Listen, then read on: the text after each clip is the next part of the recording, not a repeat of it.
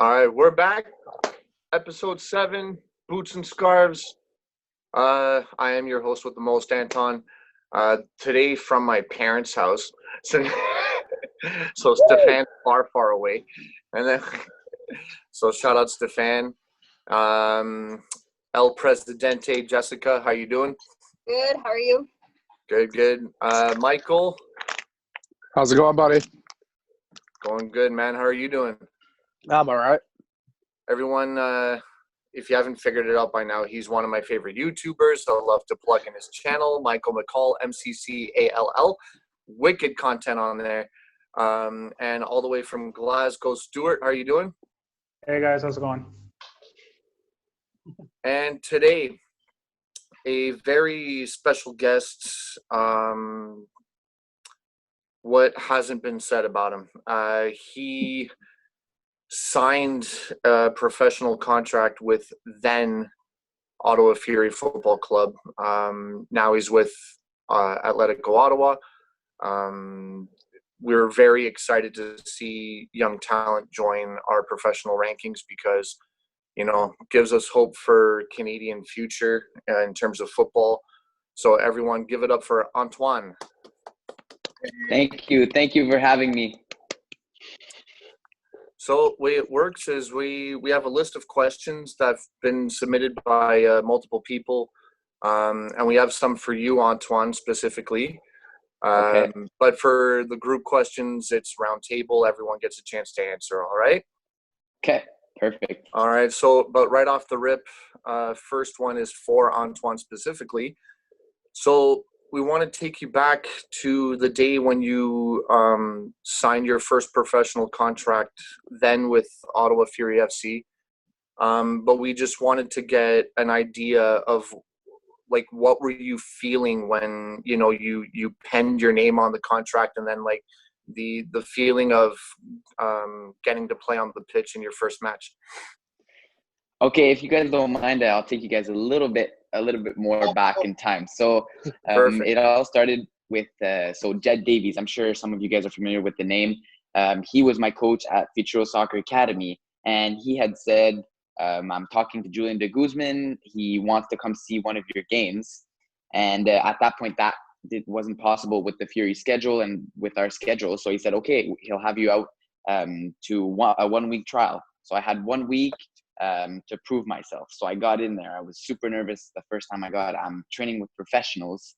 At that point, I'm like, okay, what's going to happen? How's it going to go? I'm fairly small compared to those guys, but especially compared even to kids my own age. So I got in there. Everybody was like, who's this little kid?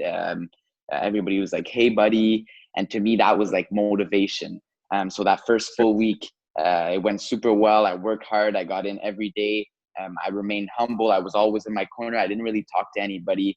And then they invited me back for a second week. Second week, same thing. I did super well. I trained hard. I stayed in my corner once again, remained humble. And then there was a rumor that I was going to play against the Montreal Impact in I think it was the Cap City Cup.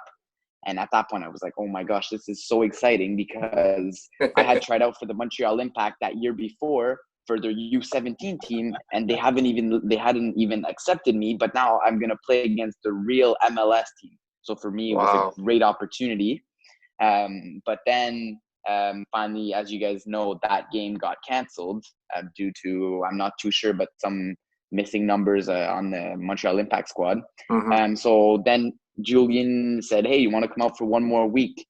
And by the end of that 4th week, he said, we want to have you on the team. We want you to be a part of that contract. So we went in, I think it was on a game day against Nashville on a Saturday. My parents, myself, and I signed that contract. And at that point, I was super delighted. I was so happy to be finally part of a professional, because that's always been my dream since day one. So 9 days later, I made my professional debut, and that's where it all started. So definitely, I'm very grateful for Julian to have given me that opportunity, that first opportunity that somewhat started my career. What was the feeling like? It was kind of weird because there wasn't any cameramans or anything. It was just like myself and Julian, and I didn't really know what to expect, to be honest. I wasn't well dressed for the occasion. I wasn't that well dressed for the occasion. I wasn't really expecting. I didn't really know what to expect. So I got in there. I signed those papers, and next thing you know, I'm part of the Fury. So. Okay. Cool. Thank you. So, first group question today comes from a Daniel Duff, and he is asking, Canada is set to co-host the World Cup in 2026 along with Mexico and the US. So the question is, what have we done, specifically Canada? What have we done as a soccer nation to deserve this privilege? And I'm going to hand it off to Stefan. Okay, so one of my points for this answer is something my dad would say. Look at how the MLS came about. US got the World Cup in '94, and the big rumor mill is that their MLS said, you want the World Cup, you need a real league. Not like what the original NASL was. So the MLS came from that. But from everything I've heard from all my contacts I know of, Canada got amazing reports in regards to hosting the Women's World Cup. Now, it's not on the same stage, but it is a good stepping stone. You don't say, oh, you never hosted a big tournament. Here's the big tournament. You try them out. You give the trial basis. Here's a trial. See what you can do with this. Oh, you did good. Okay, we're going to keep an eye on you. But also sharing it with the States and Mexico, it also gives Canada the opportunity to test the waters and prove maybe they can host the real thing. But you get your complaints about the whole Pepsi versus Coke. TD Place had to change out all their Pepsi stuff behind the scene. Because Ontario law says you have to wear steel toes, you had to cover up your green tags on your shoes because of FIFA, even though that shows their safety shoes. So what do you really want to host it when there's so many rules? But this gives us a good chance to prove that we can do more than just 10 games. Right. The 10 games, I want to look like it came off flawlessly. In a water skier's world, it's that maybe 8 o'clock run on the water or 7 o'clock at night run on the water when the water's just glass. So you go perfectly. That's what I want to see those 10 games to be. The perfect run. Stuart? I think when you ask what we deserve as a country to host it, I think you can see that with Alphonso Davies, what he's doing in the Bundesliga, what Jonathan David is doing in Belgium, and that's that we have the young talent coming up finally on a consistent basis and building up the national team to a point where we have the infrastructure to host the games, but we also have the competitive players that are able to make us a competitive team. And I think what Stefan kind of mentioned was by having the FIFA Women's World Cup here, it showed that Canada can host these types of events and get good numbers out. So I think we're almost proven on every factor, whether it's on the pitch or off the pitch, that Canada is ready to take this next step forward into being looked at globally as not a powerhouse in soccer, but as a respectable country. Michael? Yeah, I mean, when you look at, when you ask what do we do to deserve it, I think you look at the Women's World Cup. We had great numbers for that, really, and the fact that we were able to do it at that level, and I think it was the year before that, we had some under-20 World Cup as well in the area. So we've had every level of World Cup, and the fact that we're not just hosting it, we have other countries to share it with. I think that's important, just because it shows, like Steph said, it's putting Canada in the water. And I mean, even if you look at just success in general, you look at someone like TFC, who went to the finals of CONCACAF. It's really starting to put us on a map. And then you got people like Alphonso Davies.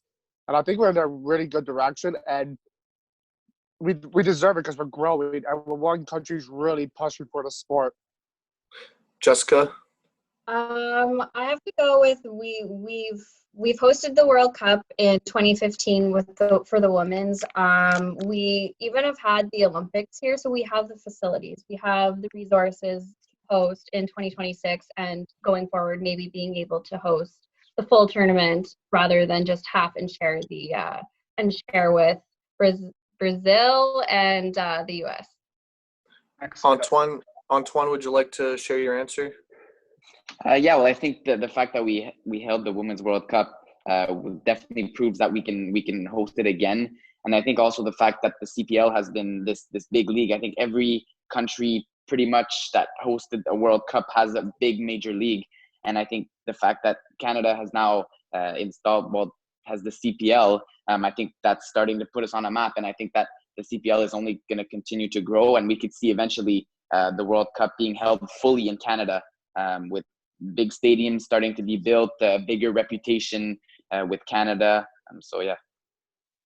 Cool. All right. Next question comes from Stuart. So Stuart, I'll get you to answer first. So Shamit Shom, I hope I'm saying that name right, from Montreal Impact. He just graduated recently from Concordia University. So how important is it to you to allow players to pursue and finish an academic career while playing football simultaneously? Yeah, I think when you look at how much it meant to him to be able to play football and go to school, it shows that that needs to be an avenue for players who want to do both.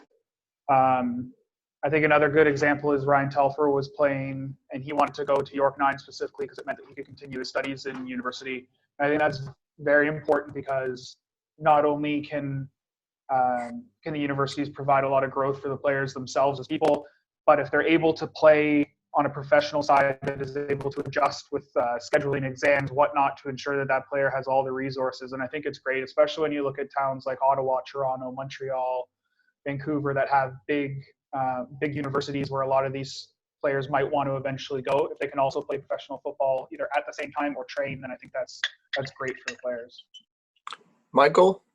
Yeah, I mean, when you look at university, it gives a very competitive level to players. I think most of the USL players, the younger guys, came from university or colleges. And it is important for these guys to get an education. You look at these kids, they put every day, every second into soccer, right? So you're not all going to make it. And so you need that backup. And the fact that I think most players should be pushed to do this. I really believe in it. You look at most professional sports in the world. You look at the NFL. I believe the MLB. I think the NBA as well. A lot of these guys come from colleges or universities. But when you look at someone like the NHL, these guys aren't really going to that level. And I think that's one thing that the NHL needs to maybe look at, honestly. Mm-hmm. I'm not saying they won't be successful or less successful, but I think that within the CPL at least, or the MLS, I think universities and colleges should be really pushed for these kids. Antoine? Yeah, I think that education is important. For myself, my parents want me to continue education because you never know what can happen in soccer. One day you get injured and your career's over. So what do you do after? Like, you have to have that education. But I think also there's things that also could be improved because it's hard for young kids aged 16 to 21 because at one point you have to make that decision of either signing a pro contract or keeping your NCAA eligibility, which is a difficult decision because you want to play at the highest level at university and eventually being recruited into MLS. But then on the other side, you have the option to sign your first pro contract CPL. But in the meantime, like if you decide to go the education route, then what do you do within those 2 years? Who do you play for? So I think there's something that could be better in that system. Stefan? This one is a bit more personal. It's extremely important. Look, I had a free ride to college and I fucked it up. Simple as that. Partied too much, was lazy, played too much video games. I screwed it up. And until recently, I've been working dead-end jobs. Again, the whole aspect of things go wrong in sports. You need a backup plan. So if I'm a manager, a player says, hey, I do want to sign you onto you, but my parents want me to finish my degree. My response should be, okay, what's the question? Finish the degree. Get it done. Because if things go south, what do you have available to you? You gave up your training to be an athlete, and then all of a sudden, in the end, all you can really do with that experience is use a gym fitness trainer, coaches like that, where you got to learn, okay, what are the rules? What are the laws? What are the labor laws you got to work with? Right. Health and safety, all that. And that's something you would have learned in school, just doing standard business programs.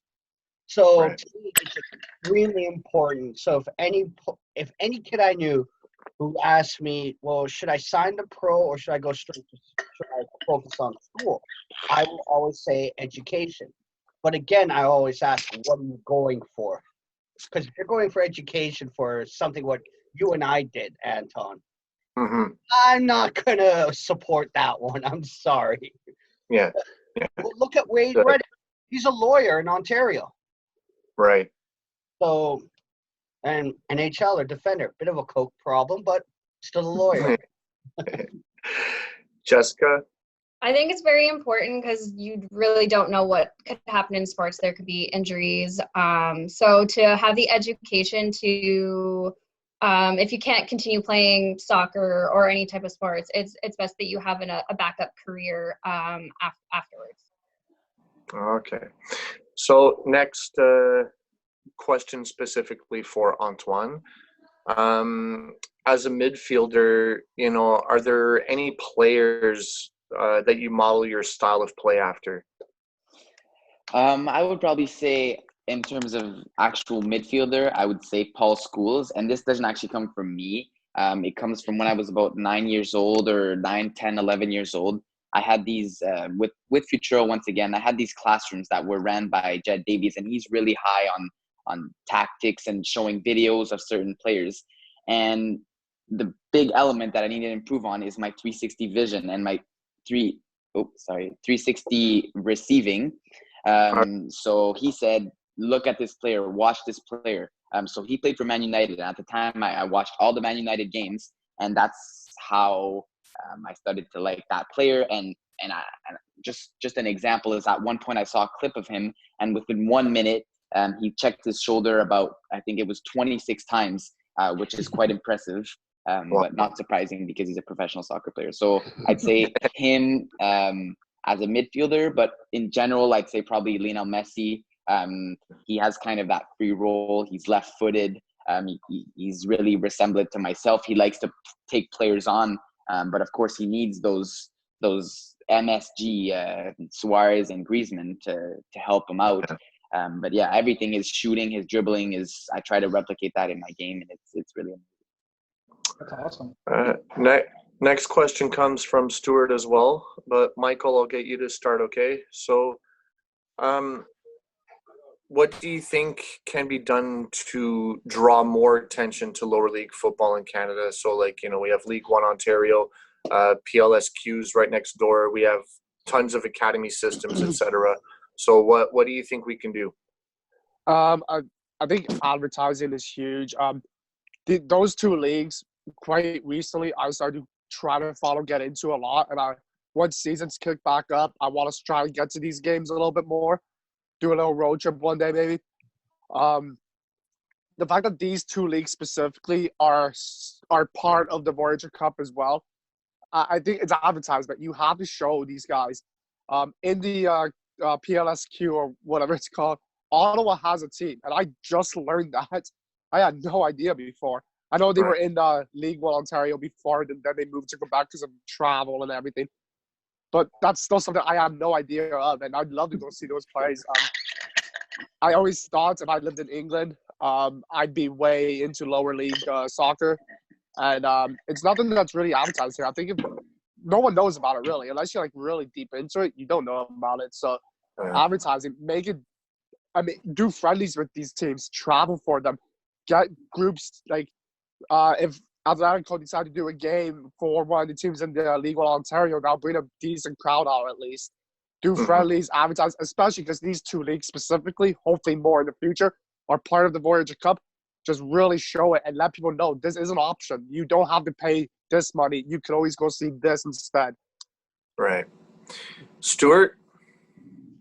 Yeah, I think the best thing that we can do to help bring up the attendance in the lower leagues is just to keep pushing with the Canadian Premier League, especially when you look at how they're in partnership. They own the League One Ontario.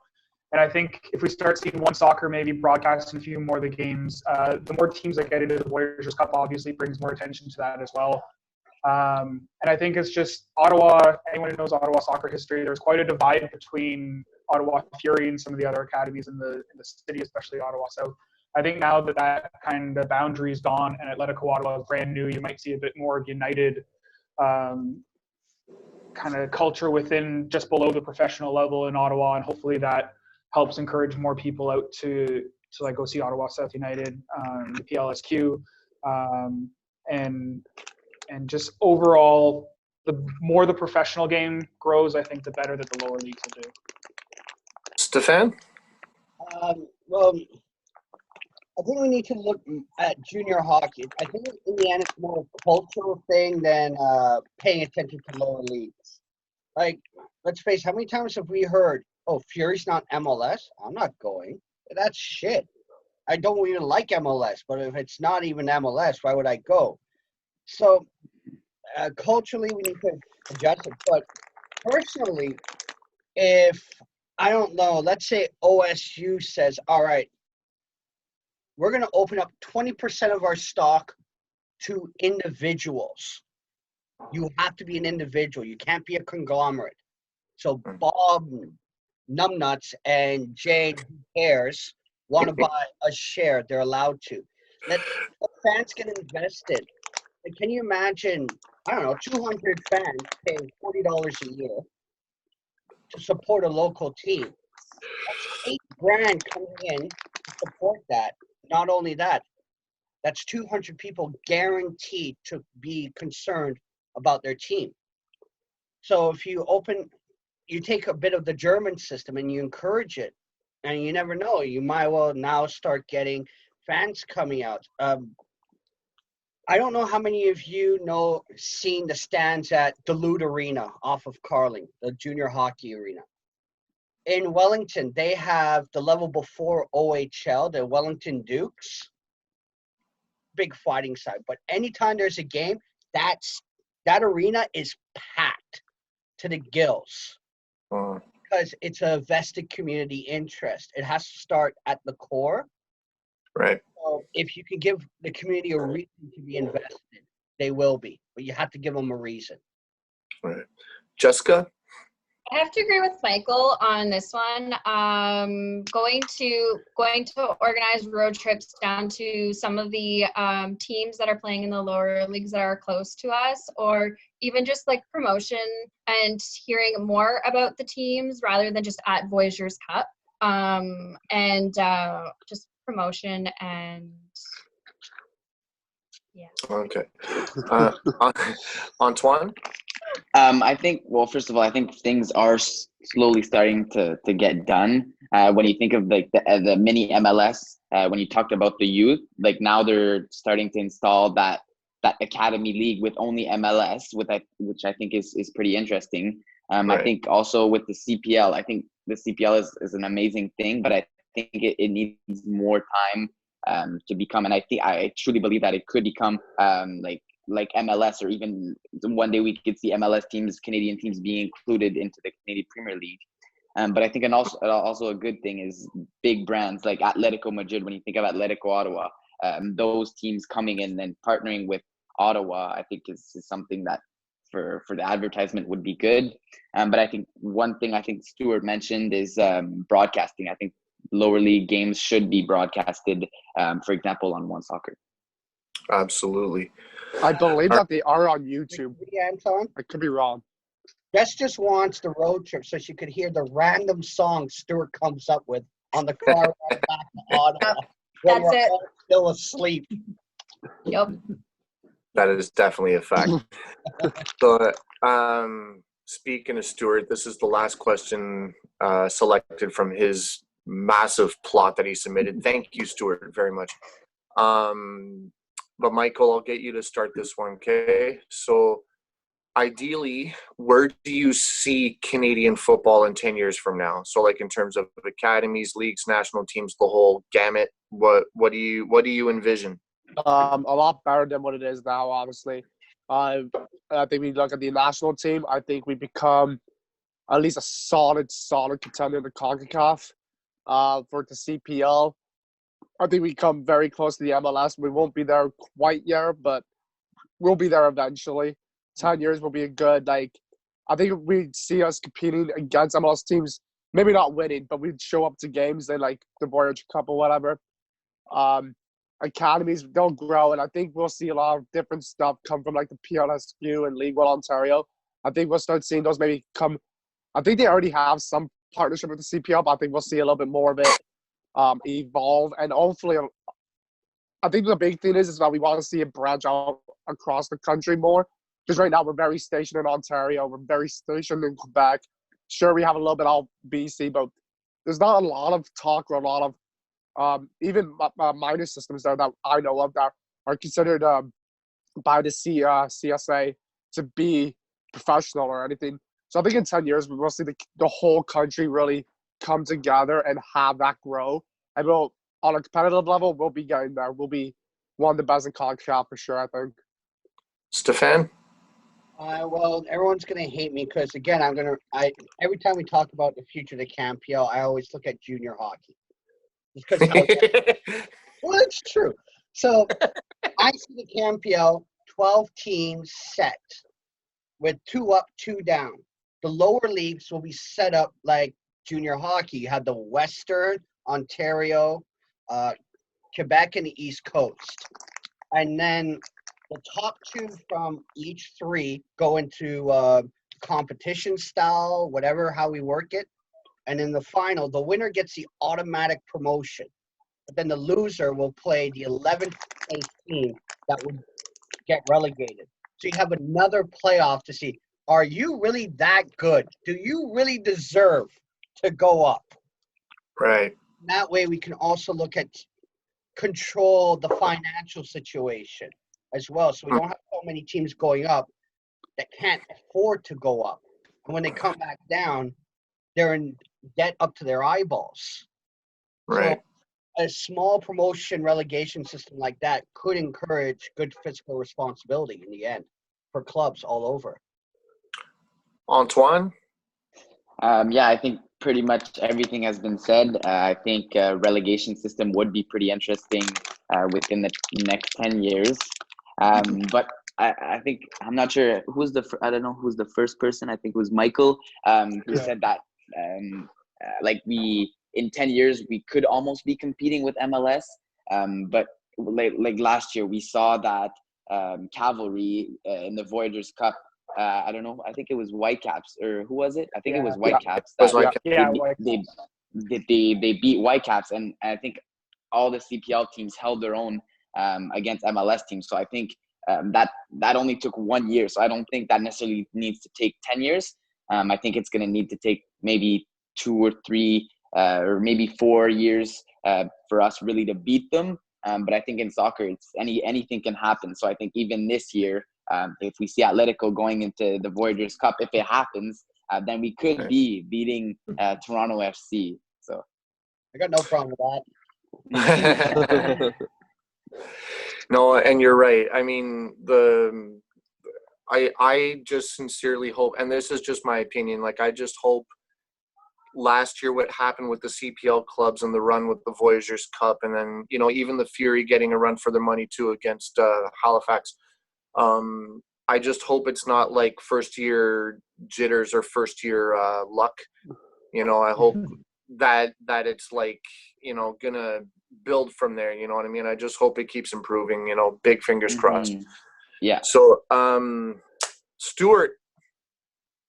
Yeah, 10 years from now will be 2030. Will be 4 years after the World Cup that we will have partially hosted. So I think we'll be qualifying for that World Cup on a national side on our own right, because we will have earned it through through hosting it most likely. I think if you look at the National League, I think the Canadian Premier League will obviously just keep growing. Like what Stefan said, getting it up to 12, maybe even 14 teams. And in terms of the academies, I would like to see each Canadian Premier League team have their own academy. It doesn't necessarily mean they have to run it themselves, but a partnership within the city. Almost all these cities have their academies or training facilities with youngsters playing. Ottawa quite certainly has quite a few of them. I think it's important to get that included as well. But yeah, World Cup for Canada, good things for the Canadian Premier League and academies all around. Jessica? I would love to see promotion and relegation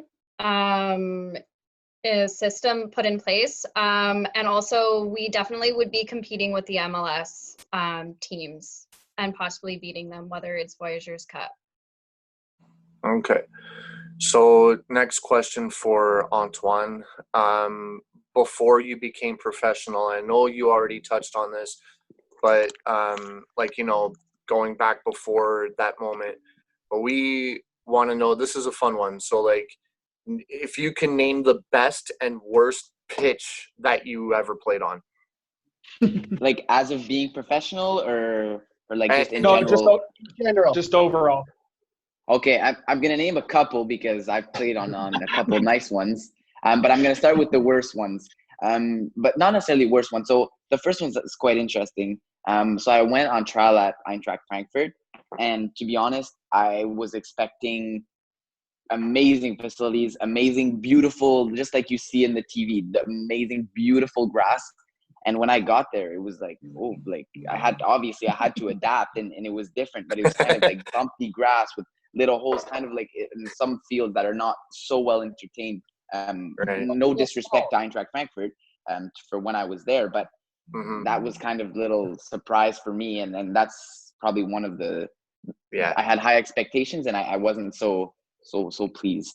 Let's say it that way. Okay. But now probably the best field, I'd say obviously TD Place, amazing fans, crazy atmosphere. It's really a state-of-the-art facility. I'd probably say other facilities. I've been to Leicester City. I've been to Southampton. I've been to Swansea. Those were all amazing facilities. And one of my favorite was actually Red Bull Leipzig. So I actually went on trial with them. And obviously they're sponsored by Red Bull, so they have a lot of money, and their facilities are they're mind blowing. You have these indoor basketball, indoor futsal gym, indoor soccer fields. Then you have like 10 fields outside. It's simply amazing. One of the best facilities I've seen my whole life. Wow. Cool. Yeah. All right. Stefan, you're answering this one because this question came from you. Thanks, Steph. So in Ottawa, we have several, as he labels it, pay-to-play academies branded by clubs such as Barcelona and TFC. Now, do you guys consider this to be a good or bad thing in terms of youth for football development? When I asked it, I knew what my answer would be because, well, I'm weird like that. It's competition is good for business. Let's face it. If you own the market, do you have to improve yourself? No, you own the market. Why do any work? My concern is, do they exist to actually develop talent or hide money from other businesses they own or get more fans? Like, that's always but again, it's a lot of those you see, and like, let's face it, we know, Antoine and I at least know 3 different families that are have their children in Barcelona, Ottawa. The third one, most of you don't know because I didn't find out to the last family reunion. So, but I'm not too sure. Like, after 6 years, this is from the Barcelona website. They've canceled the Canada academies, and they're saying it's due to the virus. But there's just me going, was it really? You have that kind of money. Was it mismanaged? Was it entirely viable? Were you trying to hide money? What were you doing? And I always question those things. When you see a big organization come in and say, we're going to do this, we believe in that. No, you don't. You're trying to hide money. Now, if you're a grassroots organization trying to do it and you think you have the money and you're bringing that talent to help grow talent, great. But when you're just a name brand coming in, I'm sorry. MLS-wise, I cheer for TFC. When I heard TFC was coming to Ottawa, for a youth system, I can think was piss off, go away. I don't want you in my team. So competition is good, but you got to watch exactly how it's done. Like Barcelona coming in, like how many Barcelona Ottawa kids you see on the bus that you would never see at an Ottawa Fury game. That you never see them watching anything but Barcelona. That was something that irked me. Right. Stuart? Yeah, I'm not nearly as paranoid as no one's as paranoid as me. I don't think there's necessarily money laundering and whatnot going on. I think it's a good thing because I think it shows that when you have, I'm not going to lie, when the Whitecaps had their academy, or not academy, but they had affiliations within Ottawa, when we had the Fury going on, I was somewhat annoyed just because I would rather that talent stay in Ottawa. But I think when you see Toronto FC, Barcelona, Vancouver Whitecaps of all, and obviously with Ottawa Fury, you have the Montreal Impact as well. They see Ottawa as a viable place to find young talent, and especially Ottawa Gatineau. There's so many players that have come up, whether you look at Jamar Dixon, Maxim Tissot. We have a guest on today who's what can be considered one of them. You have all these different players that have come out of the area. And Jonathan David, obviously with the Ottawa Internationals, Monty Motion, he was with Ottawa Fury, and he was with the Internationals before. So you have all these players coming up. I think it's a great thing that there's all these different academies, whether it's branded or not, that are helping uncover these, whether you want to call them gems or future stars or even players. But I think it's great to have that competition. And I think if you see Barcelona coming into town and they want to open up a facility, or if they have Toronto FC, I think it shows that they see something in Ottawa. And I think Atletico Madrid have also shown that they see something special in Ottawa. One of these untapped markets, and hopefully Jonathan David's just the first of many to jump straight onto the international scene from playing here. Antoine? Yeah, I agree with that too. I mean, it's also good for kids. Just them being able to say, yeah, I'm playing for Barcelona. I mean, that's part of your dreams, and follow your dreams. And for little kids to say, I'm playing for Barcelona, or I'm playing for Toronto FC, or I'm playing for Whitecaps.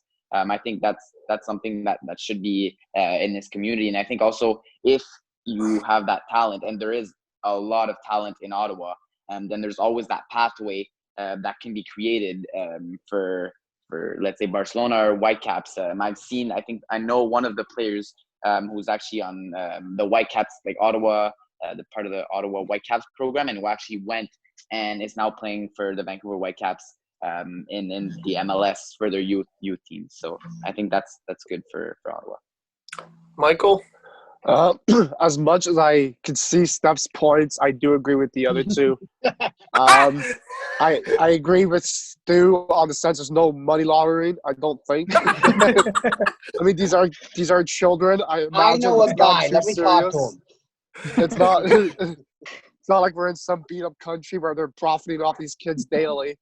I do agree that it is good for the country and city or whatever it is. You could say when Steph said he got mad about the Whitecaps coming in, Ottawa, the Fury was still a pretty young team, and they were only 6 years old when they left. So it's an introduction for these kids, and it's a stepping stone. Either these academies like these kids and think they can push them, and they have connections to bring these kids up to a further level. And 9 times out of 10, I truly believe if these kids have what it takes, they'll find a way through the Ottawa field eventually, or the CPL eventually. Now that we have it, I don't think like someone from Barcelona sitting up in their office with Messi saying, "Yeah, let's go get this kid. He's 12 years old and he's from Ottawa." It's not going to happen. But these kids do have a chance. These kids do have a chance to grow within this city, even if it's a loan to Ottawa or a loan to the CPL. This is how Canada's going to grow. And any other team wants to come over here and do it, go ahead. Have fun. As much as I want to see us have our own academy, which, I mean, I guess we basically share an academy with Atletico, with the branding. I mean, whatever it's there is ours, really. They're with OSU, Gloucester Hornets, and another one. Either way, I think it's great, and we need I'm open to more. Any team want to come over and do it, because you may slide through one crack and fall into another. So let it go. Hey there, Elsa. Jessica? I think it's a good thing. It gives the kids a chance to develop, gives a chance for them to develop their skills and potentially move up to a CPL team or even an MLS team in the future. All right. Next question also from Stefan. Stuart, I'll get you to start this one. So Bytown Boys Supporters Club, that's us, has been in existence since 2011, which Jess did an amazing job yesterday. Thank you for that speech. So why does it seem to be difficult to sell football or a football club to the city of Ottawa? I think Ottawa is very much a soccer city, or sorry, very much a hockey city and slowly becoming a soccer city. I think it's always had CFL roots, but I think you kind of needed Fury to break through like they did in terms of they had a reputation locally that went very strong, and they slowly worked their way up. When they partnered with OSEG, they became professional, and I think that helped bring a lot of people out to see what the game can offer. I don't think it's necessarily that it seems so hard to sell football. I think it's just waiting for the timing to have the game in Canada to grow to the point where there's enough supporters to come out and support a local club. And I think we're at that point now. And I think the Canadian Premier League is showing that there's finally places and communities now that are ready to support their local clubs. Antoine? I'm not quite sure how to go on with this question, but I know that in Ottawa we have amazing fans, and thanks to you guys and to all the other people, all the other supporters group, but especially you guys, of course. We have a great atmosphere, and TD Place is always is amazing. It's always lighting up, and I think that's plays a big part in fans wanting to come when they see that atmosphere and they want to be a part of that. So thank you. Oh, you're welcome. Michael? I think you look at the mentality of what the city is. Stu said we're more of a hockey city, and that's 100% true. But we talked about this with Jeff Hunt last week. People debate, are we even a sports city? We're a very it's a city that has troubles bringing in fans no matter where we are or what sport we're talking about, really. So it's the mentality of the city, I think. I honestly believe if we were an MLS team, we would consistently have 10, 15, 20,000 a game. And if we're winning, it would definitely be there. And the stadium's in a beautiful spot. The Red Blacks get good attendance. And I think we would be there if it's the MLS, but we're not. So people look down on us. They think we're crap. They think it's these high and mighty people who think they're better than everyone, right? So it's, I mean, Steph will preach for this all day, every day. Support local soccer, right? But you have a lot of people in this city who's, when they, money is a big thing. You always see, oh, the Sens are too expensive. The Sens aren't expensive. You just don't want to spend money on them. There's a difference. Right. And I think it's the same here. Even though the Atletico tickets may be $20, that'll be too much for some people for not the MLS. So I think it's something that as the CPL grows, the city will grow with it. But until then, we're going to have to struggle with it. Stefan? Well, Canadian TV and sports-wise, we think we're American. Sorry, you see the Grey Cup, yeah, as hokey as it is, it's one of our only two cups. Voyageurs Cup and the Grey Cup. The Memorial Cup, we have American teams in it. So we only have two Canadian tournaments. Technically, well, now 3 with the CanPL. So sorry, I got to adjust my answer. But also I've heard people at various bars calling it a girls' game. Anton's been with me watching TFC games with my dad or watching Canada games. A lot of fans calling it a girls' game. It's a girls' game. That's got to change. Those people need slapped upside the head with a paddle.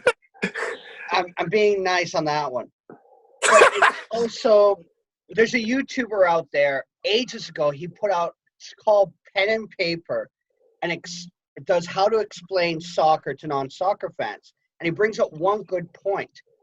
We are trained to watch the bouncy ball. Look at NFL, look at basketball, look at hockey. It's very small, fast-paced, great camera angles, but you follow the ball.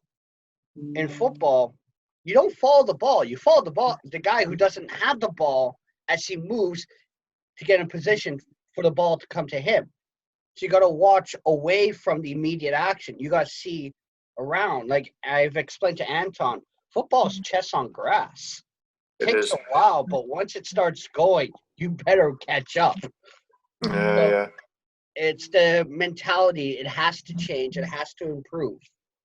And we all know how I do it. If you want to go to a game, I'll buy your ticket. I have no issue spending that money on you. Jessica? I have to agree with Michael. It is definitely the mentality of the city. I find that if our teams in Ottawa are not doing very well, the fans don't really show up. They want a winning product, or a good product on the field, in the rink, whatever sport it is. They would rather have a winning team and support the winning team than support a team that is continuously losing. Right. Okay, final question for Antoine specifically. So outside of soccer and the fact that we're in quarantine, do you have any other kind of hobbies? I do. I love to play soccer, and when I'm not training professionally, I'm probably on another soccer field, just like I was this morning, practicing my free kicks and my penalties. But aside from soccer, I do a lot of things. I have a cottage, so I like to fish. That's I go out in the morning. I wake up at 5 in the morning and I go for 3 hours out fishing with my dad. So that's one of the things I like to do. When I wasn't a professional athlete, because now it's not allowed, I love to do wakeboard, kneeboarding, tubing, cliff jumping, things like that. But now it's too high risk for me to do.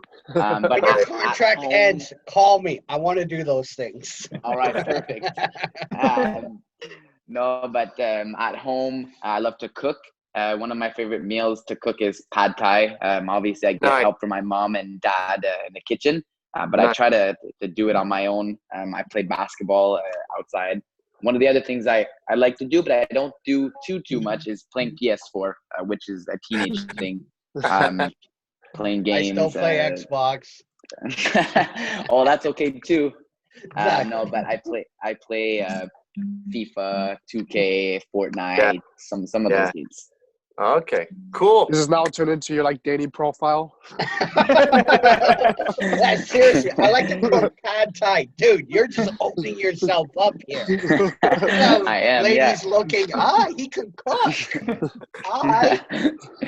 Fishing wise, you got at least one support in our section now, kind of looking. We need to make friends with him. Steve Bailey. He loves fishing. Guy with a great big bushy beard in our section. So when he sees that you're into fishing, he's going to hit you up to go fishing. Oh, for sure. I'll go fishing with him. Nice. There we go. So the man of many hidden talents. This is good. So we've finally come down to the final question of the day, and I want to thank you all, including Antoine, for all your time as usual, for participating. So this one also came from Stefan, and Michael, I'll get you to start. So, and it's a bit of a heavy one to end the episode with, and I apologize. Explain it. But anyway, we'll get him to do that. So the question is, will the provinces of our fine country ever agree to work together with the Canadian Soccer Association, otherwise known as the CSA, in regards to professional football? Right. I kind of touched on this when I said the whole 10-year thing, but I do believe, I really hope so anyways, that the country does and the provinces kind of come together. And I don't understand really why it hasn't yet. I don't understand all the talks or whatever the hell that's going on with it. But when you have the PLSQ and the Ontario League One, those two are very much on the same page as CPL, it looks like. But I know there's ones out in the I think I heard ones out in Saskatchewan and BC trying to basically say, where the hell are we in all of this? How do they do it? I don't know. I think staff kind of turned on it with the whole provincial idea. And I think it was not the last one, but the last podcast we kind of talked about this. and I did like the idea of provincial leagues that promote to CPL. In my perfect world, the provincial leagues are considered Division 3.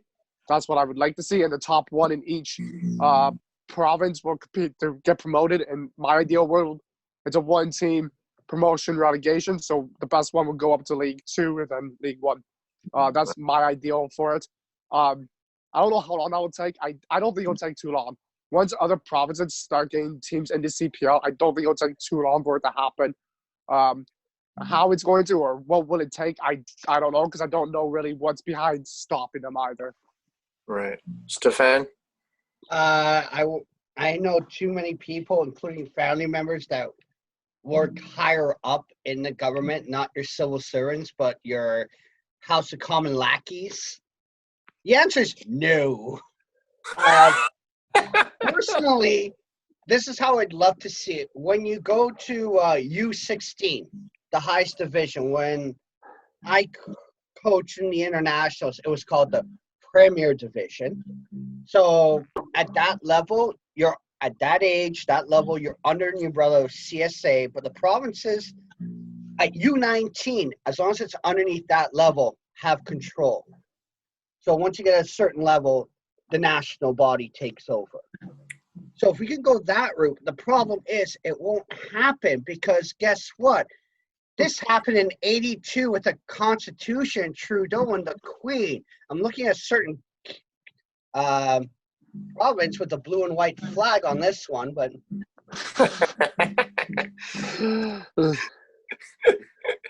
I know. Tell us how you really feel, Stefan. He's bringing the heat today. I've been drinking rum. Also facts. Stuart? The paranoia is at an all-high level today. This is unreal. It's getting out of hand. Thank God this is the last question. No, I think the way Canada's set up with the distance and the travel and the way the provinces are broken up, I think you're always going to see some kind of a divide between the national program and the provincial program. Mm-hmm. But overall, I think, like you see League One Ontario, PLSQ, the BC league's getting very good reputation. You could probably see a very good Maritimes league as well as a Prairies league that would help unite a whole bunch of different players under the CSA umbrella. But I think it's just, you just got to be patient, wait for the game to get to that point. I think I'm big into music. I think we're kind of being like Jimi Hendrix. We're a little bit ahead of our times. We're trying to push things a bit too much. Wait for it to naturally come. And I think we'll get there eventually. You just need patience.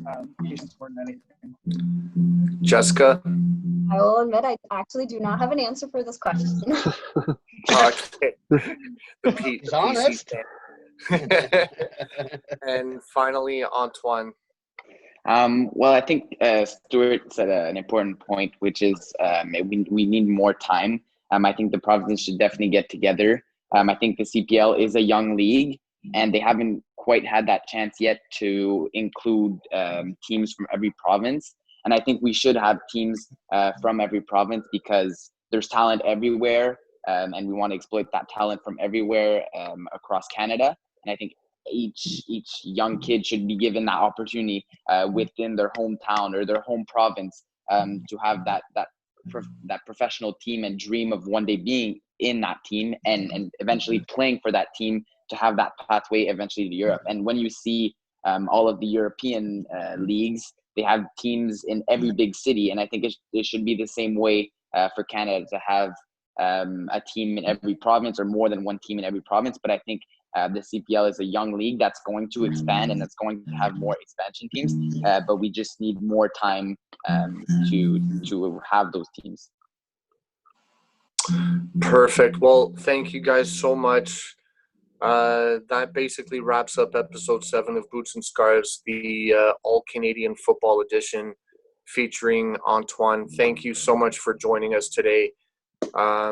Thank you, Stuart, all the way from Glasgow as usual. My roommate, Stefan, who was very, very eager to get this going because, well, I mean, we're just chilling at home, right? It gives us something to do once a week. check in with each other.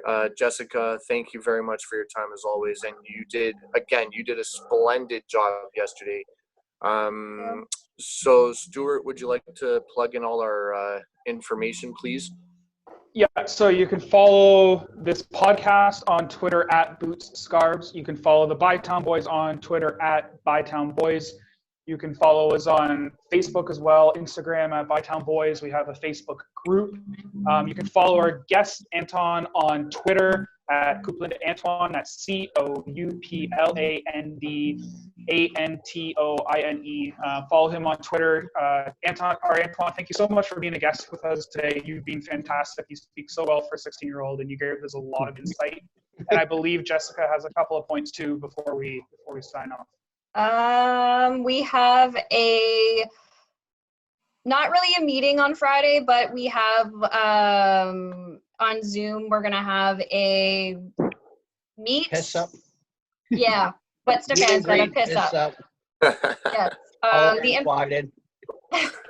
Everybody is invited. It will be up on our Bytown Boys group today, I believe it is, or tomorrow. Today, it'll be up soon. Keep your eyes out. Okay. Any last words? I got a quick thing. So Antoine said he played a bit of Fortnite. So Antoine, for all the PS4 players who may be watching this, you want more people adding you or no? I mean, I don't mind. All right, well then shout out your gamer tag. Let the PS4 players know they get you up. I don't play that much, so Doesn't matter. I won't be active all the time. But if you guys want to add me, it's CopeDog9, so COPEDAWG9. So if you guys want to play some Fortnite with me, perfect. Cool. That is my next. That's when I get my Atletico Ottawa jersey done. It's gonna be Cope Dog. Perfect. Hey, thanks guys for having me. It was amazing. Thank you so much. Absolute pleasure. Thank you guys so much once again. Until next time, we're signing out. Thank you. See you. Thank you. Yeah.